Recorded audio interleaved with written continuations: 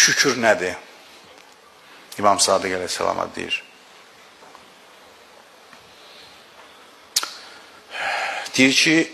İmam deyir ki, sizin nəzərinizcə nədir?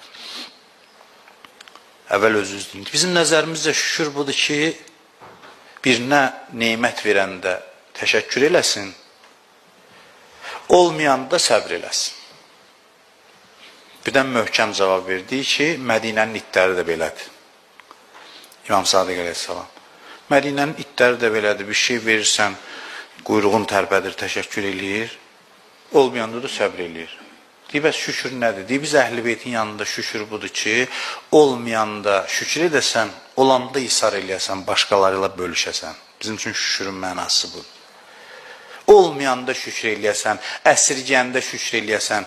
O mənada yox, yəni deyirəm, bu ictimai məsələ deyil ki, o saat deyirlər ki, bu ilə siz passivləşdirirsiniz, heç bir problemi həll eləyin, nəticə nə olur, olsun, ona şad olasan. Başa düşürsünüz? Maksimum çalış. Dünya üçün çalışanda deyir, dünya əhlindən daha ciddiyyətlə çalış. Daha dəqiqliklə çalış. Daha əzmlə çalış. Amma nəticə iki şeydən biri olacaq. Ya əldə eləyəcəksən, ya yox. Dünya əhli nəticədən halı dəyişir, sənin halın dəyişməsi. Və bax, möminin ondan fərqi budur. Çalışmaqda heç bir fərq yoxdur. Əksinə daha ciddiyyətlə çalış. Nəticədə onun əldə eləməyəndə sarsılırsan, sarsılma.